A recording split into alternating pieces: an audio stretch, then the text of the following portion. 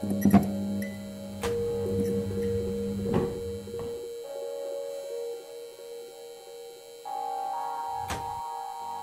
everyone, welcome back to Elevate Her podcast. Today we have Grey Jabesi, who is founder of Crypto University. Welcome, Grey.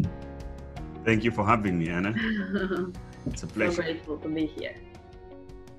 Yeah. So let's start with the first question, which is to tell us more about who you are, where you're coming from, and what are you currently working on. I'm coming from, right now I'm based in Cape Town, South Africa, but I originally came from Malawi. Then I moved to Cape Town when I was 17 years old. And now I'm working on, I have a cryptocurrency exchange, but also I run Crypto University. And then I also have other businesses, but I think for this interview, those are relevant. Yeah. Maybe not, but yeah. Going on your story, I would like to know more about your story of your entrepreneurial journey, because I know that you have lots of businesses and I know you're working a lot. So just give us more insight about your beginning. So look, I started when I was quite young doing business. Just like, hustles, it wasn't called entrepreneurship at the time. It was actually almost like a negative thing, because parents wanted me to be at school and all this kind of stuff. But I was more interested in creating value and selling things and making money. And yeah, I think one of the early businesses, well, my mother had a business.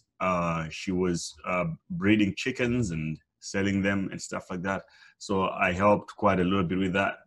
And then eventually my very first business was hacking cell phones for people. So when Facebook just came out, people wanted to, it was kind of a new phenomenon of social media, right? Where you now had almost like real privacy in a way, because you could actually be speaking to 10 other people and your partner not knowing it. So, that was kind of a very interesting phenomenon. And then I learned how to hack a Facebook account and log into a Facebook account.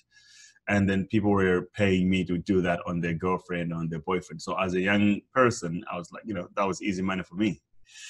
And then I used to be interested in computer graphics and video creation and stuff, 3D animation. So my early entry to that was that I taught myself how to edit videos and do Photoshop and all this kind of stuff. Then I found a friend of mine who had a camera, and then we started a little company together. We were shooting music videos for other kids. And then, just evolved from there. But mostly my businesses has been in the tech or sort of creativity and tech. And then I liked 3D animation because it's a mixture of both. You can do a little bit of code. You can also create beautiful stuff. You can also blow stuff up. Like it's fun. Yeah. So that's roughly a compressed version of the story. Yeah. But continue on the journey that you are now, because you have so many businesses right now. So it was mainly in the beginning, just starting out with designs and hustling from a young age, and now you moved into crypto and having your own YouTube channel. How did that how you so I was working, I became pretty good at computer graphics. I'm still really, really good at it. So it got me a job in, I've never been to university or anything like that, but I never felt a need to do it. So I was confident that, my skills could land me a job anywhere. So when I moved to South Africa, I got hired by some companies. So I worked for a few other companies, but I always had a side hustle on the side, whether it's to do with the computer graphic stuff, but I also started a drop shipping business. And eventually I decided to quit my job and started my own company offering visual effects and 3D to other companies, and then collaborated with others. We started doing even 3D architecture visualizations. And then I also had, I have experience in web development, because in the early days, I was actually interested in development. So we started another company that was building websites for people and managing them, and all those still exist. Eventually got, because I'm anti-system, so I became interested in the philosophy and the systematic design of Bitcoin and cryptocurrencies. And then eventually I translated my business into that side of, crypto and blockchain. So the other businesses still exist, but they're not as active as much. And because, I have other businesses that are much more active and much more profitable. But also I'm interested in content creation as a way to learn for myself. So I started the Survival Skills podcast in 2016, which is one of the top podcasts in Africa right now. And then for fun, I started Hardcore Crypto, which is a YouTube channel about where I teach people about cryptocurrency and just share stories about crypto, just like a community building YouTube channel. And it's fun, I pretty much post anything I want there. So yeah. Mm-hmm. I love the way that you, like, over the time, you just developed so many skills and you just never stop learning. And I know that you host the podcast that's very successful, Survival Skills. Yeah. And I'm very curious to know, what do you think are the skills that someone has to build to survive in this system? Okay, so the skills that somebody need to learn to survive, it's not really specific, but I think the most important one is you need to love to learn. Like, that is the ultimate skill. You just have to be curious and learn things. It's only now that I build things to just make money sometimes, but mostly I've always been interested into learning to do something. I didn't start a YouTube channel to make money from it or to build crypto university, but I have things that are monetary that are coming out of it. I didn't learn how to write code just to build websites for people and make money out of it. I was just curious about it. So I think that's the most important skill. And then if there's another, is just not being narrow-minded by calling yourself names that I'm a graphic designer, or I'm this and that. It's like you're just a human being who have many skills and can learn so many other skills. So you don't want to be identifying yourself by a skill set, one skill set especially. That is dangerous, I think. Yeah. So, I think people should just create more. Create. Yeah, this is something I've learned from you. Just create and create value actually for others, and then you'll eventually make money. And yeah, I think the most important skill, as you mentioned, is just lifelong learning and never stop. Yeah. Absolutely. That's so cool. I love that. And going into the business part, how is the business world in Africa right now? It's good and bad in some ways. So there's a lot of opportunities. You can really build anything here, and you don't have too much competition for new ideas. The problem you're going to face is a systematic problem, that there are tools that you need to create. I think it's not even a problem. It's just that the way people understand. So if you're coming from the United States and you move to Africa to start a business, there are things that you have in the States that make it easier to accelerate or build your business that you don't have them here. What's that? It's not a bad thing. It's just different. It's just like the corporate structure of business, venture capital firms, right? Those are things that are by default are in the States. So if you start building your small company, you reach to a point where you need to raise money, and you have banks involved in startups. Even you can borrow money and do all these other crazy things. For the most of Africa, it's a cash-based society. It's not a debt-based society. So the countries themselves are indebted heavily, obviously, but individuals do not have the leverage that, say, a country like United States have. So it means you have to bootstrap all the time on your own. And you know, that's not easy, but then also the profit margins are much higher here. Yeah. Yeah, I get it.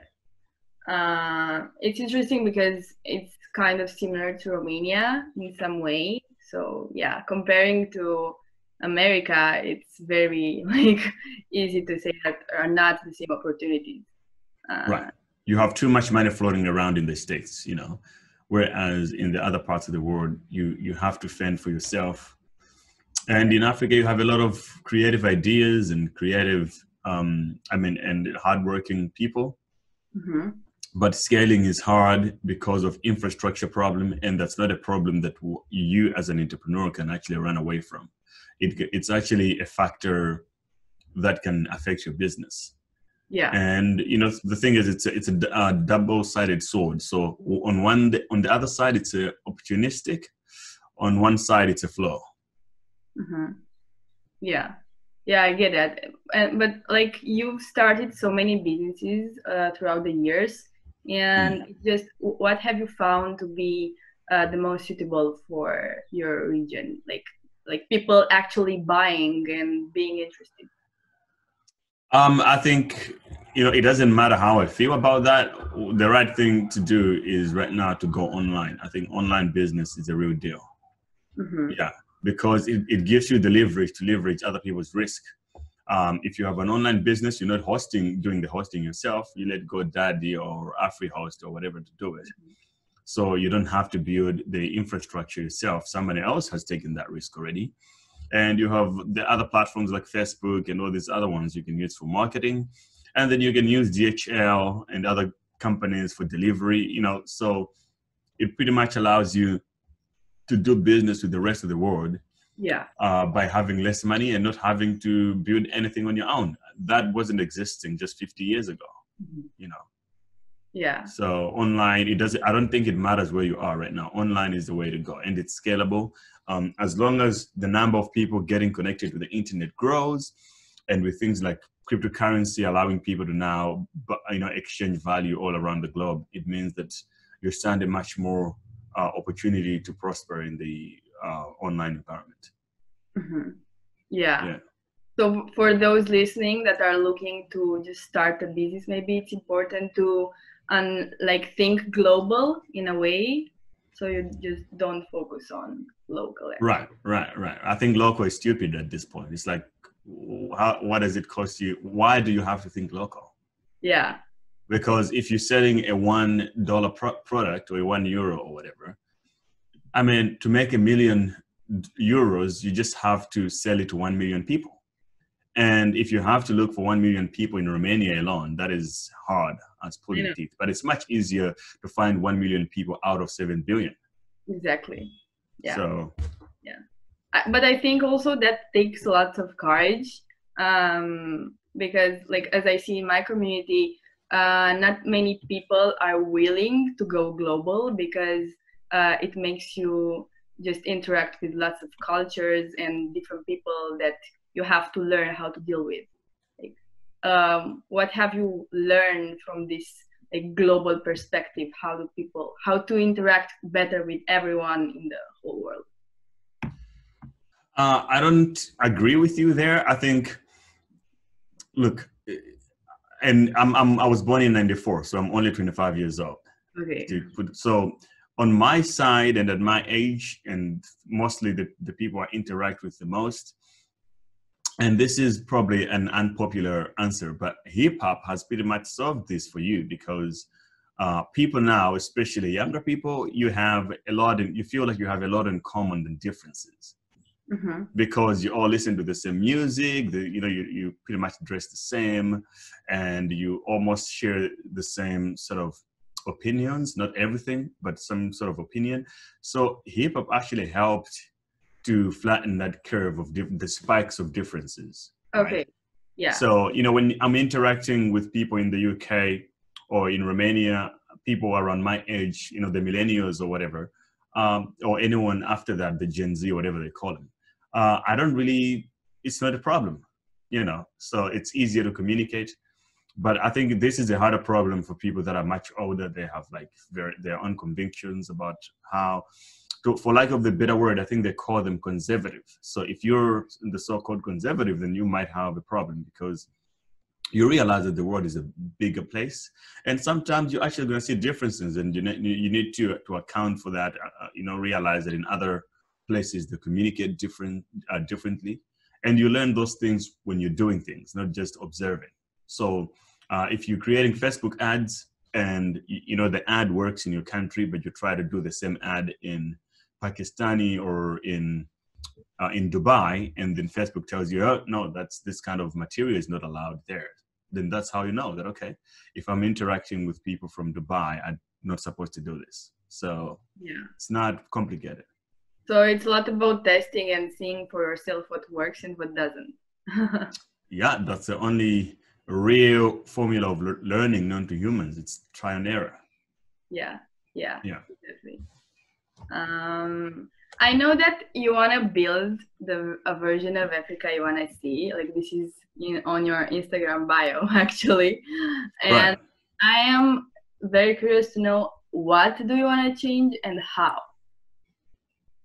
What I know, how I don't know how. Okay. Tell me about the question of how is a very complicated one. Okay. But because it assumes that there's a lot I don't know than that I know.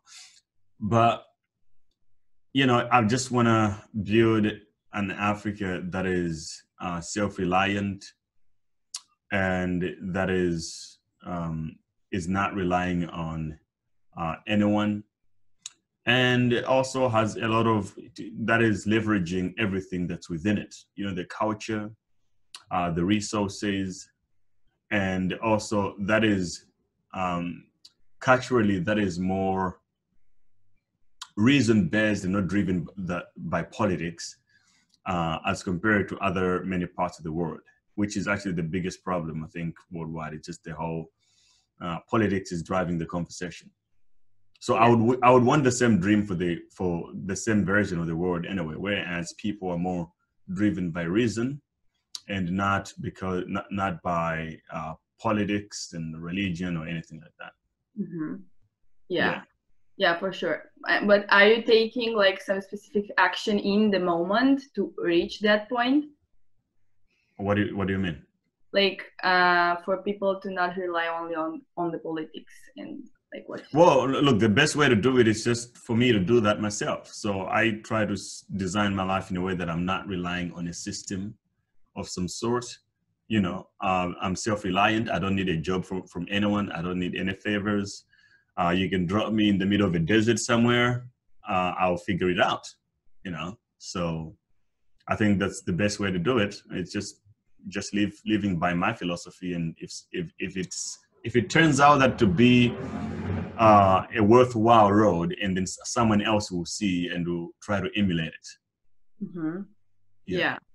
Yeah, and I think also that the COVID situation that happened all around the world actually challenged everyone to understand that they need to become self-reliant and don't rely on a job or an institution. So yeah, look, the COVID thing, I mean, I doubled my income in lockdown, because I'm not out here complaining about a $1,300 stimulus check or some silly thing like that. It's like no one is out here to take care of you, not your government, not your boss. Your boss is there to do business, to make money, and you're just a tool to be used to achieve that goal. So this whole thing of trying to pretend as if your government or your country is all about you're just fooling yourself. Politicians are in those positions to make money for themselves. Most of them are sociopaths or psychopaths. That's why they're obsessed with controlling other people's lives. Mm-hmm. So you have to it has always been like that. Only now that we're changing all our systems and we're giving away too much power. But back in the day, each family had to fend for themselves, and I think that's how it should be. Yeah, for sure. But what has been like the biggest challenge you faced throughout the years being an entrepreneur and having like a business in Africa? Challenges. I don't know. I don't know of any. I think it's just the way of life. You know, it's like, so when you say challenges, you mean that I can just simply achieve something without any sort of pain? No, it's about the pain. Like it's about the pain you found out in your journey, and somehow you overcome it. I think it's, to me, they're not really like challenges. They're just more of sacrifices. Okay. You have to let go of some things to gain other things. So it's about whether you're willing to make those sacrifices or not. Mm-hmm. Yeah, and that is, that is a question that anybody has to ask themselves. And it doesn't matter what you do, by the way, that sacrifice exists. It's like if you have a full-time job, you get paid, you have a guaranteed paycheck at the end of the month, right? But then you're taking a risk, or you're sacrificing your time with your family, your long-term well-being, or your legacy. Yeah. So when you go to business, nobody guarantees you shit, but then it means that you're at least free. And then also your potential is unlimited. You're not capped to a salary because somebody says this is your value. How you earn and how you live your life is totally up to you. But then also that comes a downside that nobody owes you anything. So you can end up, living by the streets or something. Mm-hmm. Yeah. And what have you sacrificed throughout the years? Like the big one that you actually, like, it hurt in a way. I don't know. To me, I've sacrificed maybe time with, I don't regret any of it. I just understand that if this is what I want to do, those are the consequences almost. So, time with family, I don't really spend enough time with family, friends, and also enjoying other things that other people will consider that they're important, like, some social conventions that I don't really see the point of because I'm like, oh, I have to work, But to me, I enjoy the way my life is. It's not like I'm like, oh my gosh, I wanted to do this, but now I cannot do it. If anything, I actually feel more free. So this is worthwhile. It's not something that I resent at all. Mm-hmm. I would choose this in any alternative universe. Yeah, love that. What actually motivates you and makes you feel like the most empowered to do all the work and all the stuff? I don't think I have an answer to that question. Nothing motivates you, like you have nothing like inside you and the purpose in a way? I think it's just, probably changing the trajectory of humanity and freedom. The idea of freedom, I love it so much. I don't want to be controlled by anyone. I want to be the pig, loudmouth that I am. I don't want to be controlled by anyone. And I'll never trade that for not any amount of money, And also I like to create things, anything. Mm-hmm. So the only way I can create is to really be active, proactive myself, work and building stuff. Mm-hmm. And, Elon Musk is one of my heroes. He just think, I want to dig a tunnel underground and see how fast we can go. He created the Boring Company. Or you want to make a flamethrower, he's just going to make like 2,000 of them and sell them online. You want to build a rocket, you just go and do it. You're not going to do that if you're some corporate slave or, you have some little position at a job or something, So I think creation is good that's how we got here. It's value creation. Mm-hmm. And freedom. Freedom is actually a very big motivator, like, because it's the same for me. It's the why behind everything I do, like here at television and in general as like a businesswoman. It's the same.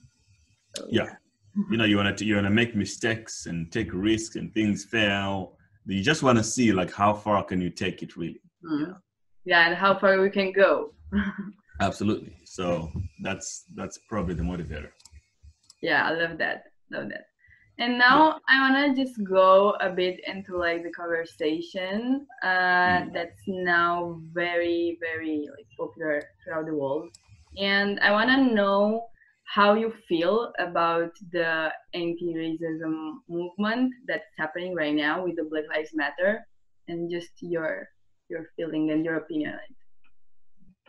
Well, look, it doesn't matter how I feel. What matters is what happens. Okay. So what's wrong with the world is that people think that how they feel matters, you know? Okay. What you're dealing with a systematic problem, okay? And this is a failure of systems design. If you had to design a chain of events or activities to build this mug, right? Okay. You can do it in a very smooth way, and you can be repetitive, and you can do it. That's how the car manufacturers work. It's like, oh, in this stage we're going to create the cap, and the other stage we're going to create the base, right? You can repeat that process multiple times. You can reiterate it, change colors and stuff like that. The challenge with dealing with human beings or things that are alive, animals, is that you have a system that you're building to manage it, but then also, so you are assuming that the system should work according to these rules that you have wrote. But what you're forgetting is that each one of the participants of that system is a thinking participant.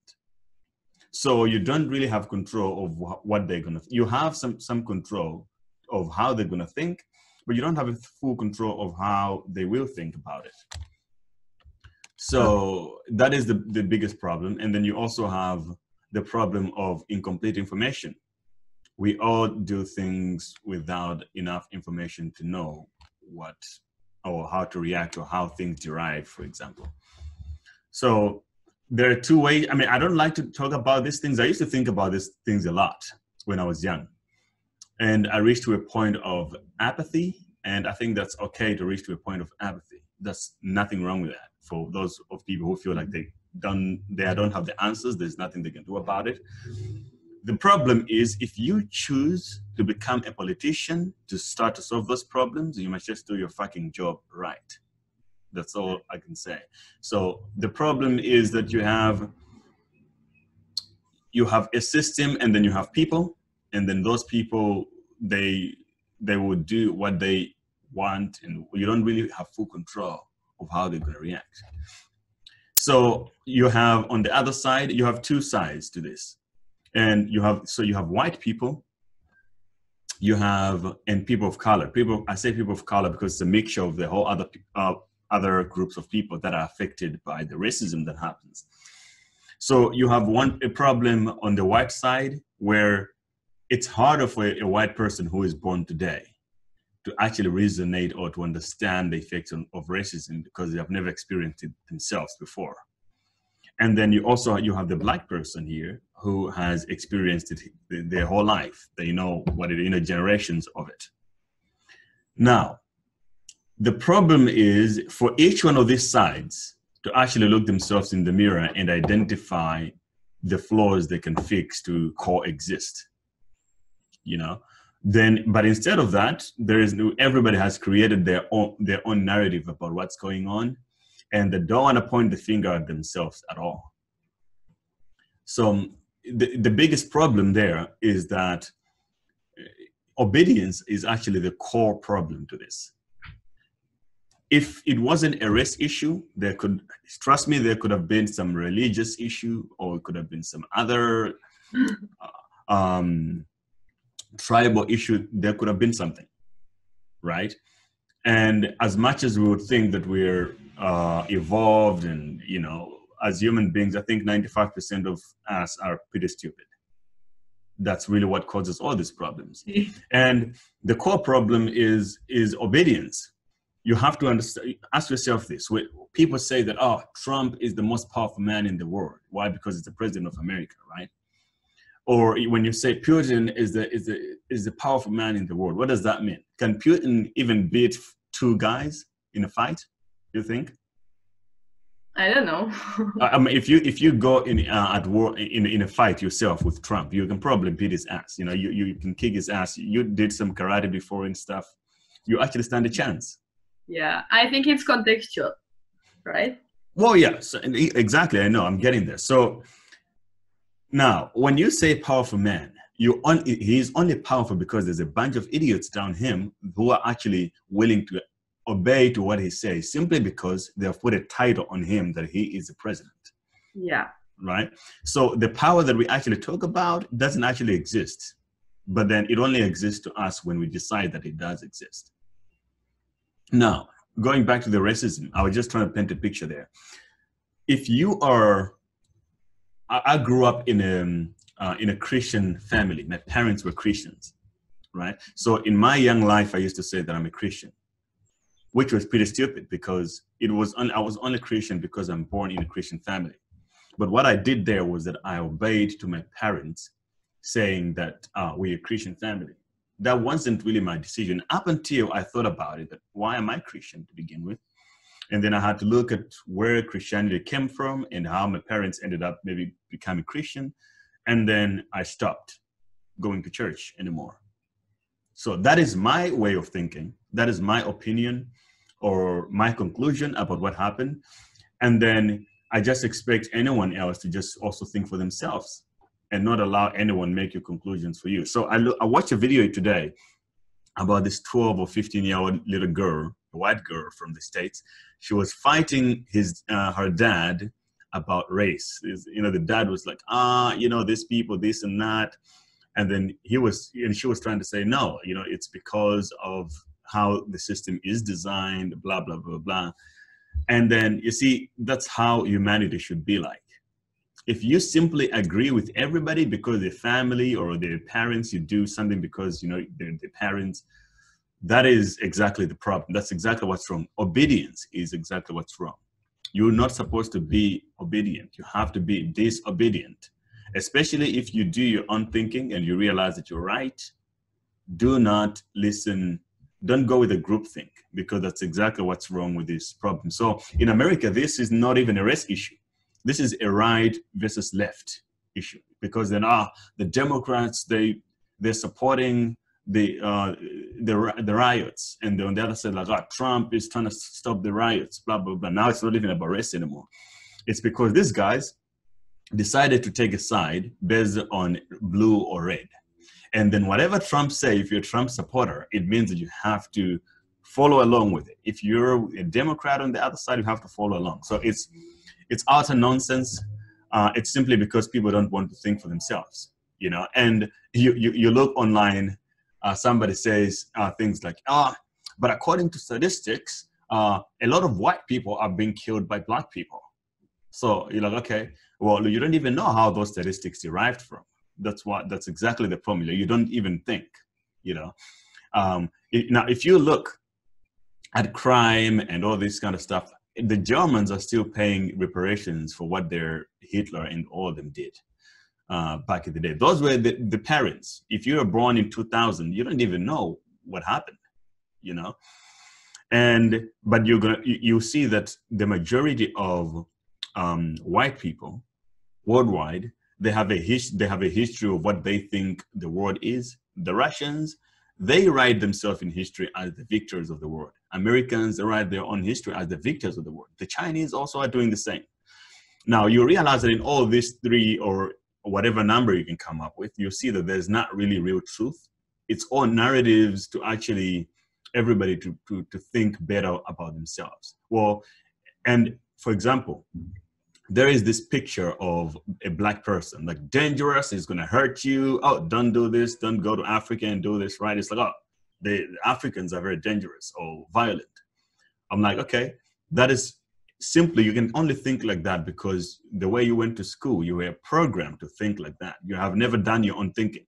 And you can call on statistics because you don't even know how the stats derived from. I mean, you can draw statistics about anything.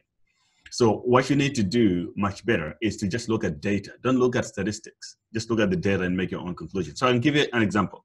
How many people did Hitler kill? Millions of people, right? Or on all the European little colonies or the islands that the Europeans own, some European countries like the Dutch or UK, do you think those were taken off by peace? Or I mean, look at how many people were killed in Vietnam. So the body counts can actually show you the extreme opposite. Like, look, there have been a lot of killings, and yes, a lot of white people have killed a lot of people. That is the actual truth. If you look at the data, not just saying, oh, this article says blah blah blah blah. That's some nonsense. On the other side, on the black side of things have been changing. You know, people have been fighting for freedom, but there are things in the black community itself that needs to change.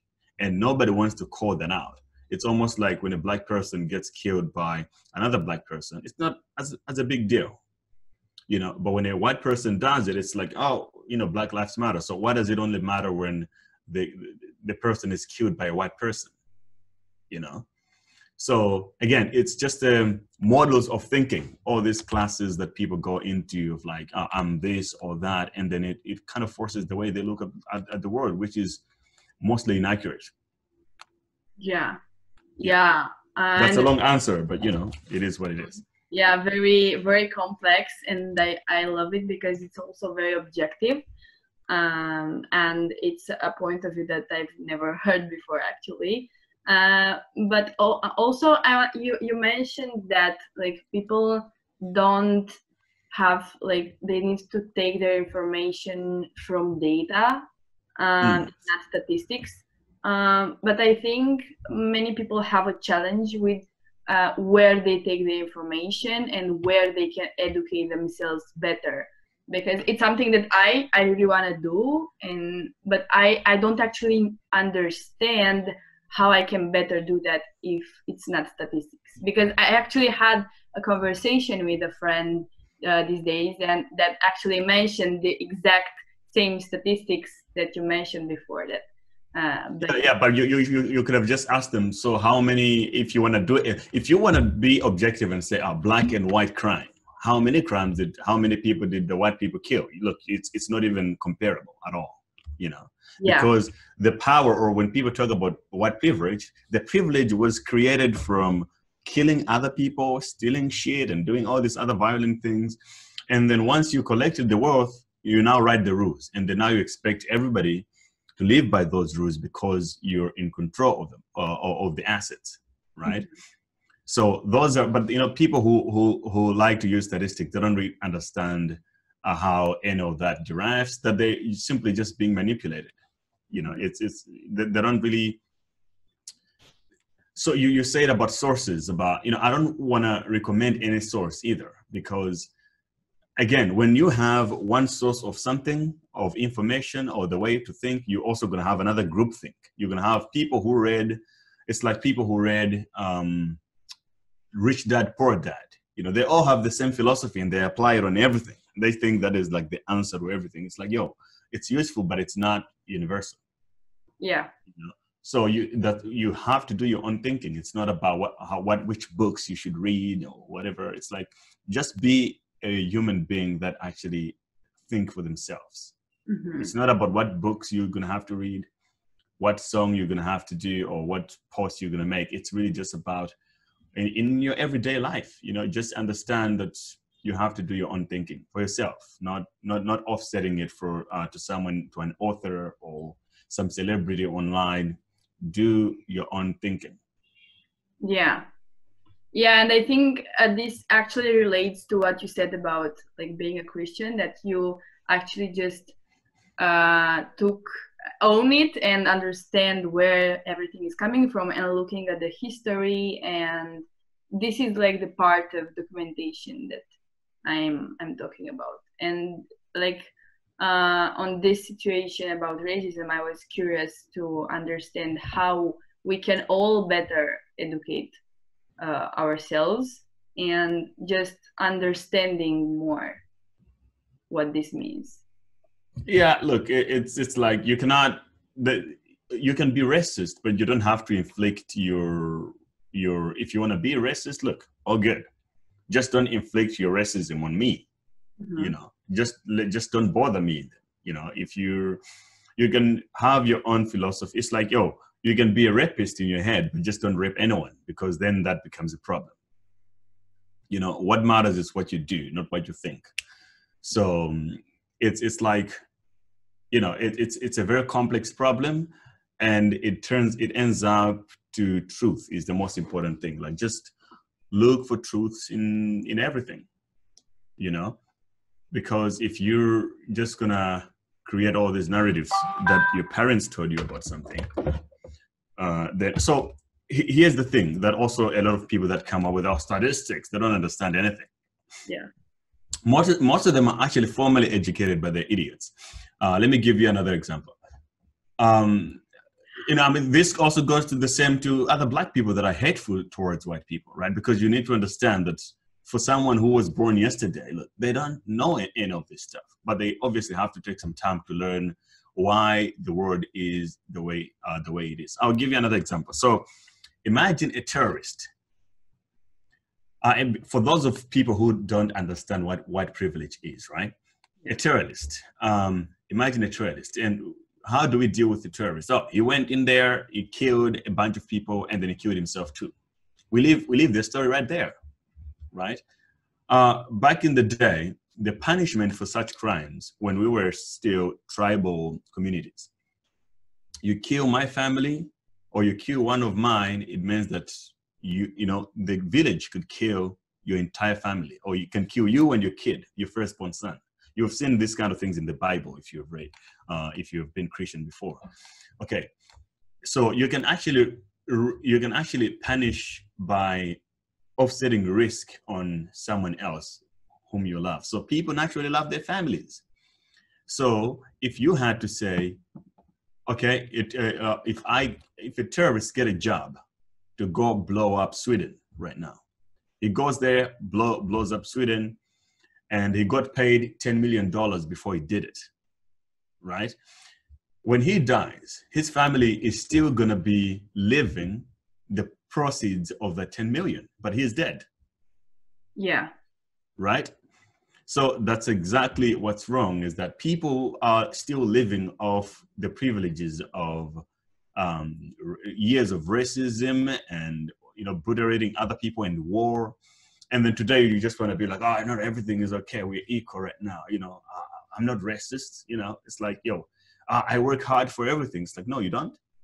Yes, you sort of do, but you just have to know that privilege means that you're living off things that were created for you before, because you had to oppress others. You know, you accumulated wealth through slavery. So not everything wealth most of the time, actually, especially in Europe, this is worse. In Europe, the top richest families were rich back in the day. It's just generational wealth. Yeah. Can you tell me that the queen worked hard for her money? Right? Yeah. You know, it's people that saw the idea of a monarchy, of like, you know, I'm part of this group, so my blood is special than yours, right? Then it means that if I die, only my child can be the king because he is of the royal blood. That is absolutely stupid, logically, if you think about it. But we have been running on that operating system for a long time. Up until recently, we start to change things apart. Like, no, this is not right. Democracy, maybe it's much better, even though democracy itself is not that democratic, but it's much better than being ruled by a king, a queen, or something ridiculous like that. So white privilege is exactly the same. You know, you're mostly rich because you had to steal from others. And today you didn't steal yourself, but then you're still living off the proceeds of it. Yeah. I totally understand now. Like, Right. I think the comparison with the queen and the blood, like the royal blood, is like the perfect metaphor for what's happening actually. I think you're probably smarter than the queen's daughter. Okay. But the odds are that she's gonna become richer than you. Yeah, for sure. Yeah. Yeah. Or I don't know. Depends on the hard work. Yeah. Look, you can work for it, but it just means that you have to work extremely hard for something that you don't even have to work to do anything for. Yeah. And that is exactly what the world is trying to say. People don't want that anymore. You know? Mm-hmm. Yeah. So that's the whole racism thing is all about. But like I said, it doesn't really bother me as much. I know what the problem is, and then humans are thinking participants of the system, you know? Yeah. So, yeah. Love that. what's been your personal experience regarding this situation growing up as a kid? Because I understand that this doesn't affect you anymore, but like when you were little, maybe. Well, it didn't affect me. It has never affected me directly at all. It's just that I've always been thinking about systems. For me, I'm all interested about the systematic design of how things work, you know. That's one of the things that attracted me to Bitcoin. It's the incentive model of it.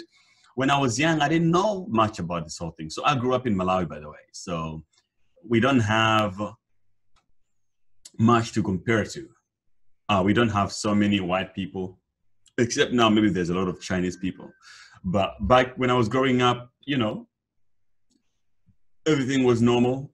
And the reality though is that the people around me or my age, when they saw a white person, they thought of someone superior to them, you know. So that's the only thing that I saw when I was young. Other than that, you know, we're just all good.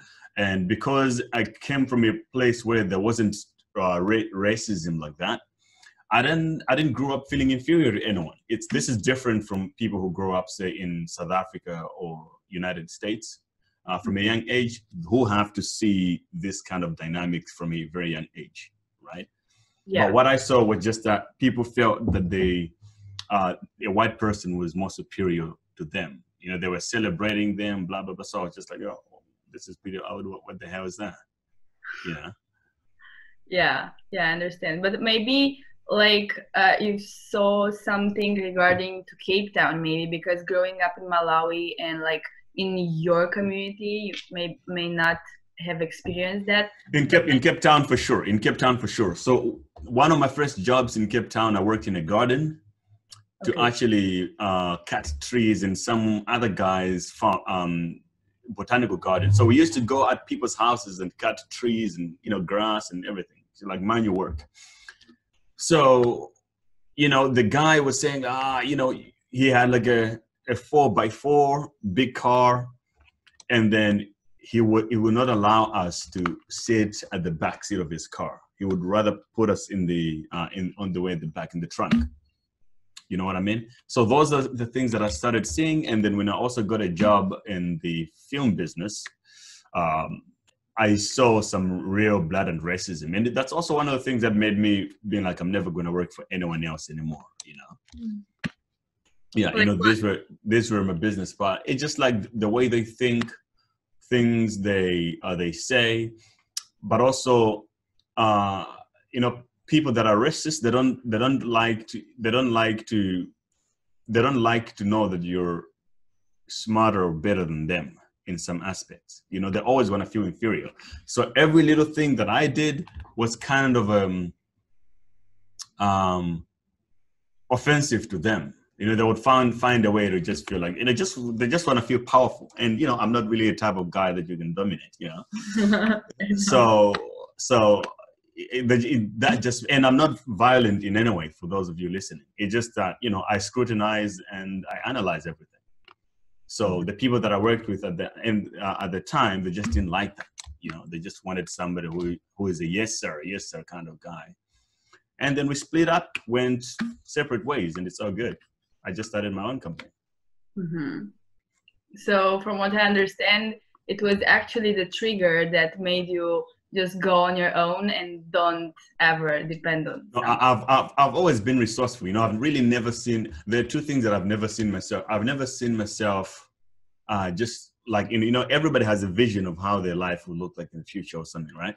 I've never seen myself working for someone or being in college. Those two in my head when I was young, I just never see myself doing it. And it just never happens. You know, I've worked for a little bit, but that's about it. Yeah. And now you're self-reliant and you're doing everything on your own and nothing can stop you. Yeah, look, there is systematic racism out there it's not me that I'm worried about. It's anyone else. You know, it's almost like there are things that I don't understand simply because I am at this point at some semi-privileged position myself, you know, but there are people that are in places where they just cannot, it's very hard to fight the system, especially when you lie to people that the way to to succeed in life is to go to college, and then you allow them to go to college, feed them misinformation, and then they owe you money now. Like you're indebted for going to college. Yeah.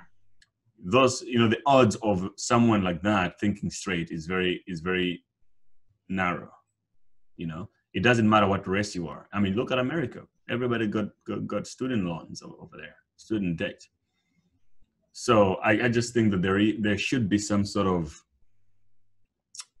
level to make sure that the whole playing field is equal for women as well. This is exactly the same. It's like, as a man, I overlook some issues that women face. Oh, why didn't she just do X? Oh, why did she this? It's like, yo, man, come on.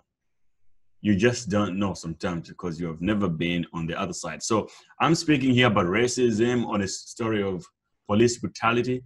Not once in my life have I even ever feared police. I'm from Malawi. I moved to South Africa. Cops, they can be passing by. It's almost like we don't even see them.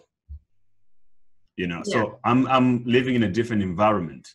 I might be Black, but my experience with the police and that kind of brutality, I don't know. So I would never even understand the frustration of a Black American person, And that's what's wrong with the world. Everybody think that they got it figured out.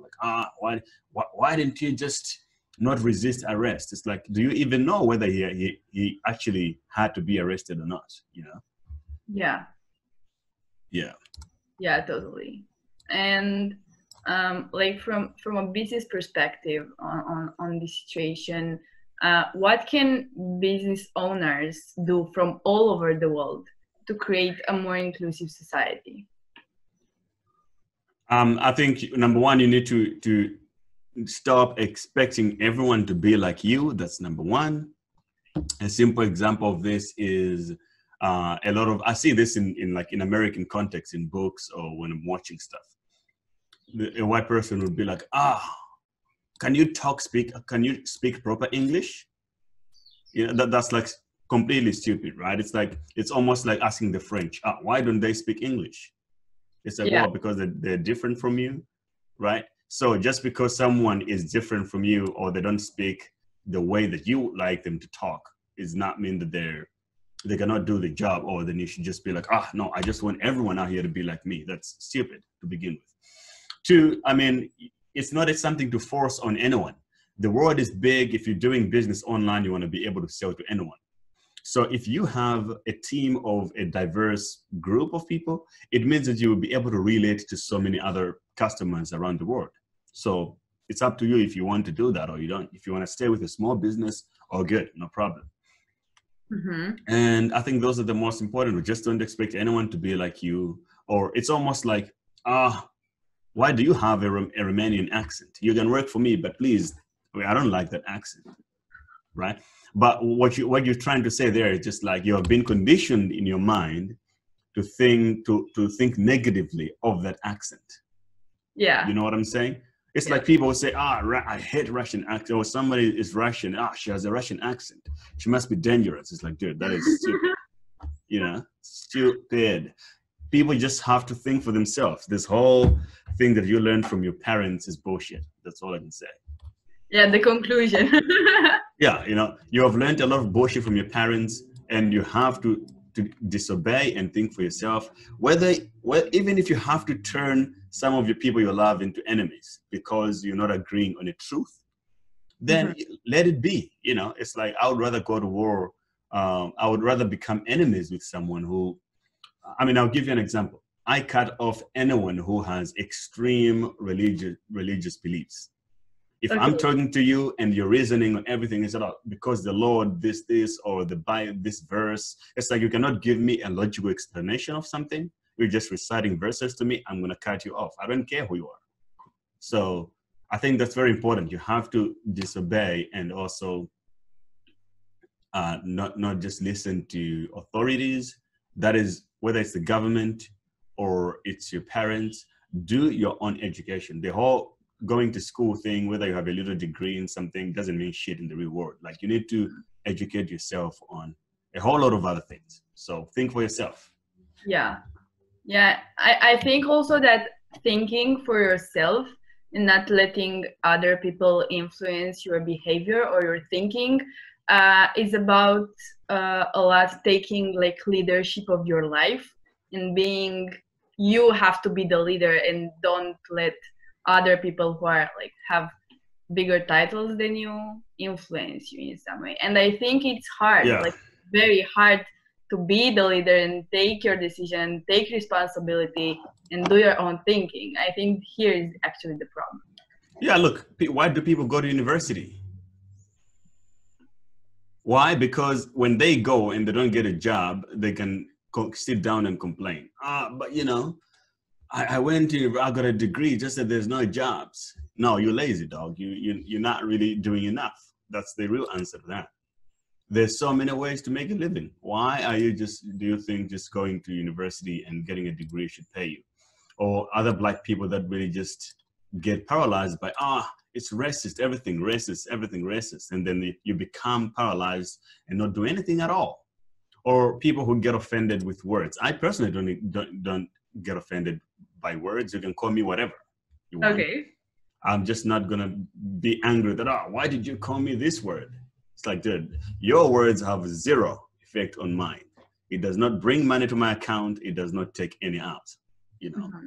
But if you come for my business, then we're gonna have problems. Otherwise, you can say whatever you want. I really don't care, you know. I love that. I think you're just very confident in yourself.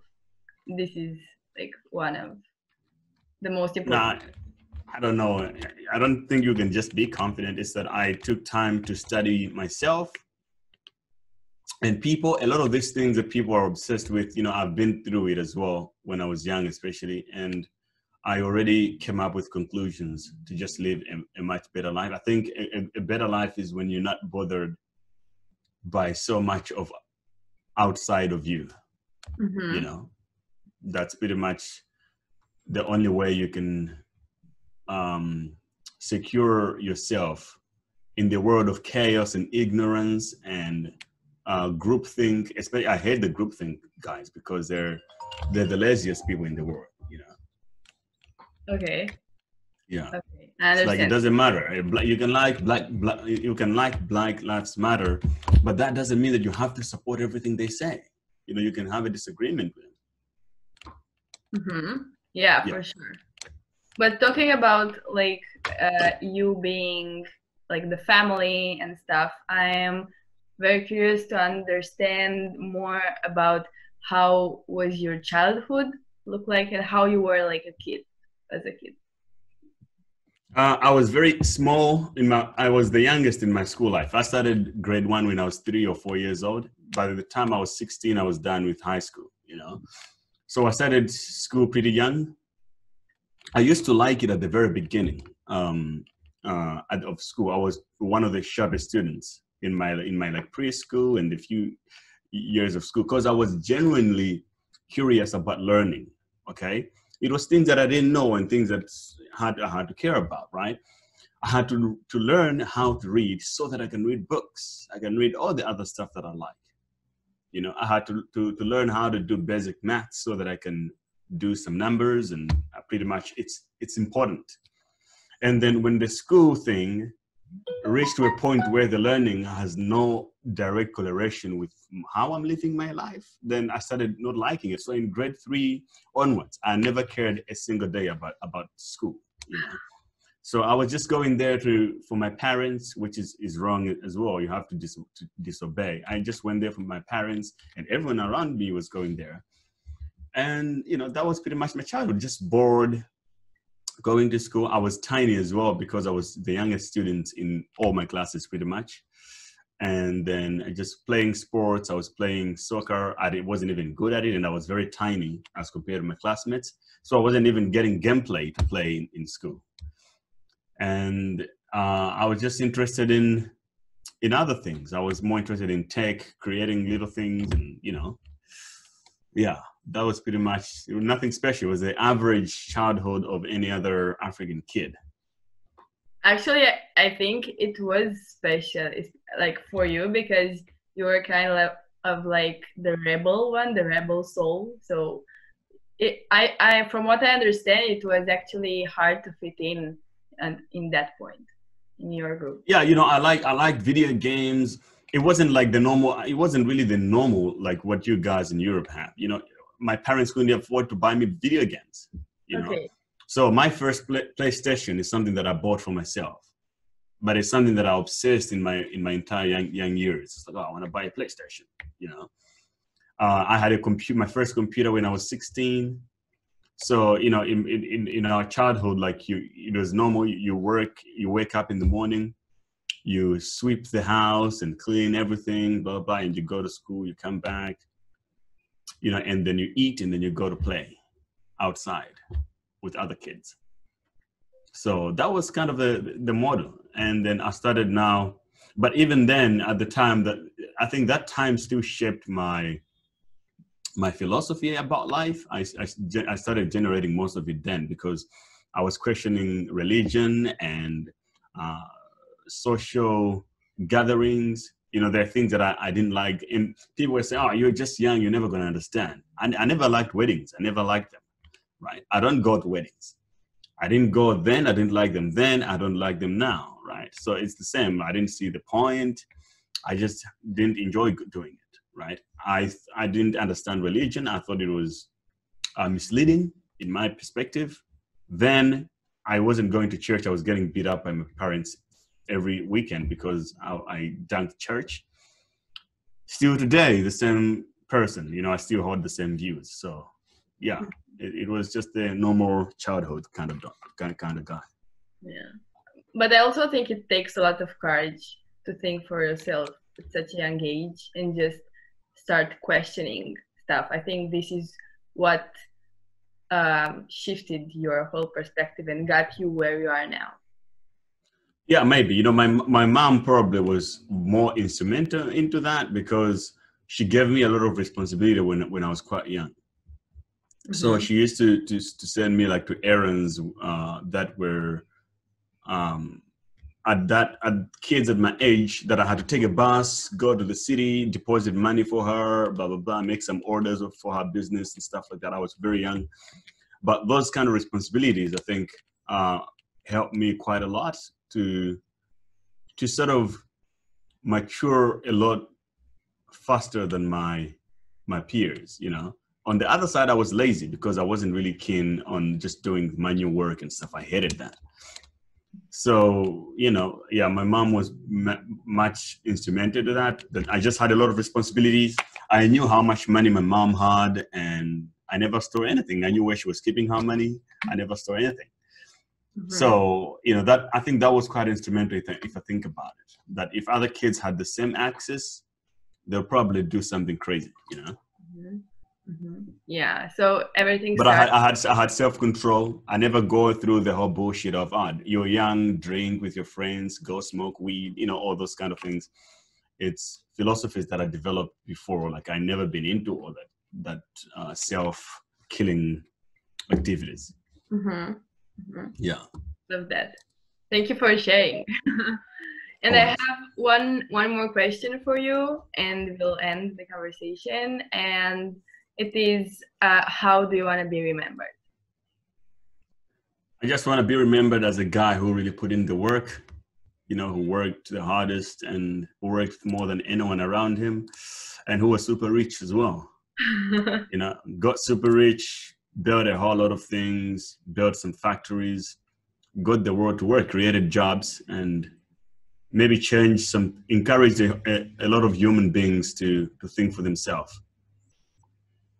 I love that. I think it's so powerful. And good luck on building your legacy, actually. How do you want to be remembered?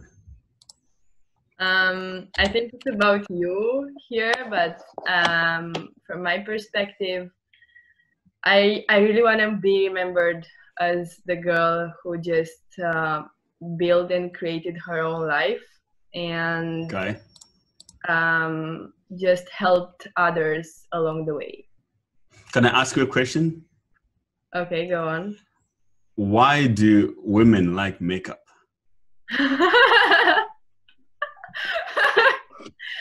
Wow, so profound. I mean, it's a question that I've had for a very long time, and you know, I never get a real answer for it. When I ask, people rather get angry at me instead of giving me the answer. Okay. I think Why do you wear makeup? now, because like I think it enhances my figures, and I think it's just a way of expressing, and also a way of just looking good and feeling good about yourself. Like comparing to men, it's the same as you shave, or it's how you look and how you want to look like to others. Why are your looks very important to you? It's not that it's more important than anything else. I just think it's about respecting myself and just being the way I want to be. Okay. I'm not happy with the answer. I expected something more nuanced, but Okay. not more nuanced, something more complicated. But maybe you're right. I don't know. No, I think it's just a way of expressing this is how I feel. Because do you think I should start wearing makeup to express myself? Maybe, I don't know. I just think that it's also about how you feel, because like in the makeup, sometimes when I feel like I want to look more powerful, I put like more black shades around my eye. So like it's about like the attitude I want to just show, and sometimes that I don't feel like that, I just go a little bit just lighter, and I just think it's a way of expressing, like you do with the clothes, the same. Interesting. Okay, cool. Yeah, it's it really bothers me. I'm like, wow, so you put the makeup, and then when you want to go to bed, you remove it, and tomorrow it's another thing. It's quite a lot of work. Yeah, it is. Love that. And I love that you asked the question. Cool. I hope that your listeners, your female listeners, aren't going to get angry at me. If you are, my Instagram is @GreyBTC. You can get angry in my DM, GreyBTC. No problem. I love that. Do you have like any other thoughts you want to give to the listeners? No, no really special thoughts. It's just that the racism thing, it's becoming so big that everyone is talking about it right now. But at the end of the day, look, it's what you do, not what you think. Again, just think for yourself. Don't be this whole group thing. You guys, you got to read history, The history of Africa did not start with slavery. And this is something that Africans themselves don't even know. A lot of Africans don't know. And then especially when you're European, it's much worse. Your history of the world is very distorted because of power-hungry psychopaths that were existing back in the day. And that is the legacy that we inherited right now, with people that had very little reason. They were very emotional, and they're really just violent past. If we want to disconnect ourselves from that whole bullshit, we need to be more critical ourselves and not just following, especially all things that are very dangerous. Things like culture, you have to be extremely careful with them. Culture, religion, and political parties. These things are much more dangerous than nuclear weapons, because nuclear weapons, at least they can strike once, we all die. But those things, they like exist together with us, which is not cool, So think for yourself. If you can learn for yourself and reach to racist conclusions, perfectly fine, be racist then. At least you took some time to actually to rigorously question your own thinking, and then you reach to those conclusions, fine. It's not like a forcing thing, but it's just like, don't follow bullshit or someone's narrative simply because I say so. And I'm not saying you should follow what I'm saying. All I'm saying is think for yourself. Don't listen to me, don't listen to her, don't listen to your president, don't listen to whoever, don't listen to Kim Kardashian, don't listen to Kanye West, don't listen to Justin Bieber, don't listen to whatever, to your pastor. Think for yourself. The Bible is not, or the Quran doesn't mean that it had the whole world figured out, like it has the answers to every problem, okay? You're not going to learn how to launch a rocket by reading the scriptures. It's not going to happen. You need to read an engineering book. Yeah. So yeah, I think that's pretty much it. I love that. I think you just summed up all the whole conversation in a very, very specific way. And thank you so much for coming to the show and for the conversation. And yeah, I really hope that the listeners get as much value as possible out of this. No problem. I'm kind of sad that we didn't talk about cryptocurrency, but for those of you who want to learn how to invest or trade cryptocurrencies, you can go to my platform, cryptouniversity.co.za, and you can learn how to trade or invest in cryptocurrency successfully. Yeah. Love that. Thank you. And I'll leave everything like in the description below, for YouTube, so everyone can check that out. Great. Right, thanks. Bye.